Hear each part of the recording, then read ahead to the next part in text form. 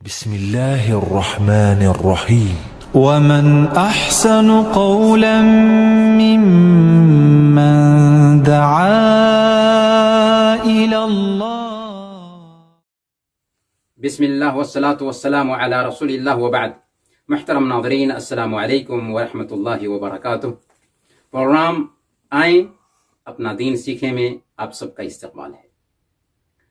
آج کی گفتگو کا ہمارا ٹاپک ہوگا کاہنوں اور نجومیوں کے پاس آنے کی ممانعت.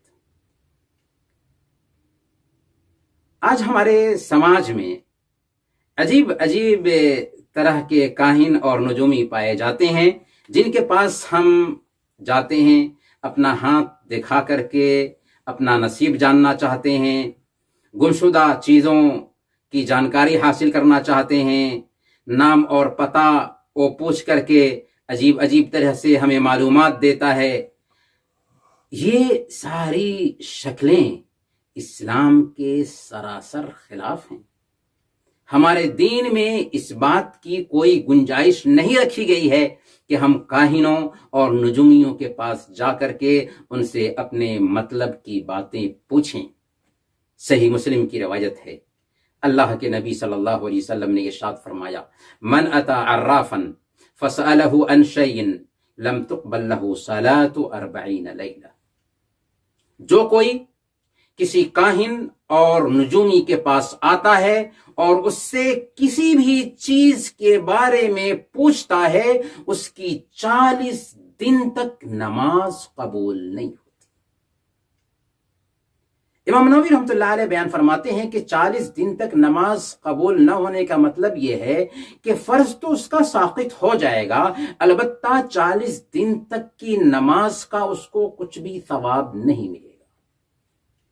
اس سے ہم اندازہ لگا سکتے ہیں کہ کاہنوں اور نجومیوں کے پاس جا کر کے اپنے ایمان کا سودا کرنا کس قدر خطرناک معاملہ ہے. اسی لیے سنن ابی داؤد اور مسند احمد کی روایت کے مطابق اللہ کے نبی صلی اللہ علیہ وسلم فرماتے ہیں، من اتا کاہنا او عرافا فصدقہ بما یقول فقد کفر بما انزل علی محمد. جو کوئی کسی کاہن اور نجومی کے پاس آتا ہے اور اس کی بات کی تصدیق کرتا ہے، گویا کہ اس نے محمد صلی اللہ علیہ وسلم پر اتاری گئی شریعت کا انکار کیا. بہت خطرناک معاملہ ہے نا. اس لیے ہماری گزارش ہوگی کہ آپ کاہنوں اور نجومیوں کا سہارا نہ لیں اپنے مسئلے کے حل کے لیے. آپ کے ذہن میں یہ سوال پیدا ہو سکتا ہے کہ آخر یہ کاہن اور نجومی کیسے غیب کی باتیں بتاتے ہیں، کیسے یہ دعوے دار ہوتے ہیں غیب کے، یہ جھوٹے ہوتے ہیں جو اس طرح کی باتیں کرتے ہیں. اللہ کے نبی صلی اللہ علیہ وسلم نے ہمیں ان کے اس جھوٹ کی بھی وضاحت کر دی ہے. صحیح بخاری اور مسلم کی روایت ہے، سید عائشہ صدیقہ رضی اللہ تعالی عنہ بیان فرماتی ہیں کہ اللہ کے نبی صلی اللہ علیہ وسلم سے کچھ لوگوں نے کہا کہ ان کاہنوں اور نجومیوں کی کیا حقیقت ہے؟ تو اللہ کے نبی صلی اللہ علیہ وسلم نے کہا کہ لیسوا بشیء، ان کی کوئی حقیقت نہیں. لوگوں نے کہا کہ یا رسول اللہ، وہ تو کبھی کبھی کوئی بات ایسی بتاتے ہیں کہ وہ بات سچ ہوتی ہے.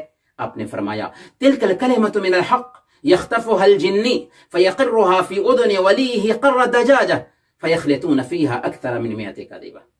یہ جو حق بات کی جو بات کر رہے ہو نا، یہ اصل میں وہ اچکتا ہے جنی اور پھر اپنے شیطان کے کان میں ڈال دیتا ہے. پھر وہ شیطان اس میں، یعنی یہ کاہن اور نجومی، اس میں 100 جھوٹ ملاتے ہیں اور لوگوں کو بتاتے ہیں. اس کی مزید وضاحت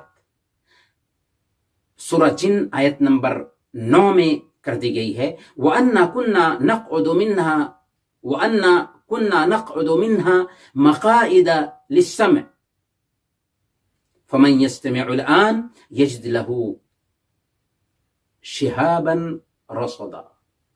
کہ ہم اس سے پہلے آسمان کی مختلف مقام پر بیٹھ کر کے سننے کی کوشش کرتے تھے، لیکن اب جو کوئی بھی سننے کی کوشش کرے گا تو اپنی طاق میں شعلے کو پائے گا، کیونکہ اللہ کے نبی صلی اللہ علیہ وسلم کی بعثت سے پہلے شیاطین اللہ تعالیٰ کے پیغام کو، اللہ تعالیٰ کی بات کو سننے کے لیے تہ بتہ پہنچتے تھے، اور کوئی انتظام اللہ رب العالمین نے اس وقت نہیں کیا تھا، لیکن اللہ کے نبی صلی اللہ علیہ وسلم کی بعثت کے بعد اللہ رب العالمین نے باضابطہ ان کے لیے دھکتے ہوئے شعلہ کا انتظام کیا، اور وہی شعلہ گرتا ہے جس کی وجہ سے وہ جل کر کے مر کر گرتے ہیں۔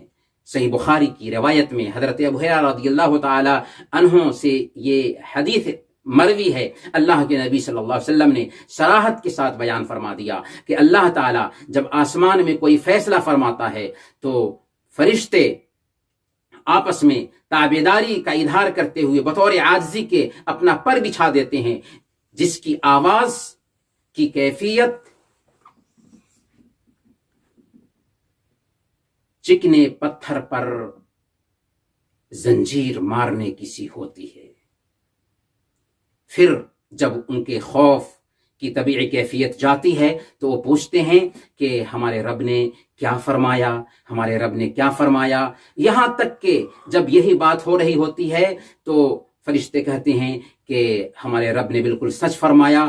اسی بیچ یہ شیاطین تہ بتہ آسمان تک پہنچے ہوئے ہوتے ہیں، ان میں سے شعلہ گرنے سے پہلے اگر کوئی آدمی بات کو سن لیتا ہے، کوئی شیطان سن لیتا ہے تو اپنے بعد والے شیطان تک پہنچاتا ہے، یہاں تک کہ وہی کاہن اور نجومی اس میں 100 جھوٹ ملاتا ہے۔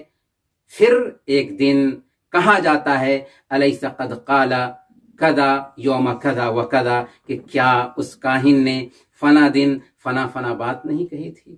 اس حوالے سے بھی ہمارے نبی نے رہنمائی کر دی ہے کہ کاہن کیسے بتاتے ہیں، یہ آسمان تک تہ بتہ پہنچتے ہیں، اور اللہ اور فرشتوں کے بیچ جو گفتگو ہو چکی ہوتی ہے، فرشتوں میں وہ شیئر ہو رہی ہوتی ہے، اس گفتگو کو سن کر کے تہ بتہ ایک دوسرے سے شیئر کرتے ہیں، یہاں تک کہ کاہن تک وہ بات پہنچ جاتی ہے۔ کاہن اس ایک بات میں 100 جھوٹ ملاتا ہے اور دوسروں کو بتاتا ہے، یہاں تک کہ ایمان کا سودا ہم کر لیتے ہیں۔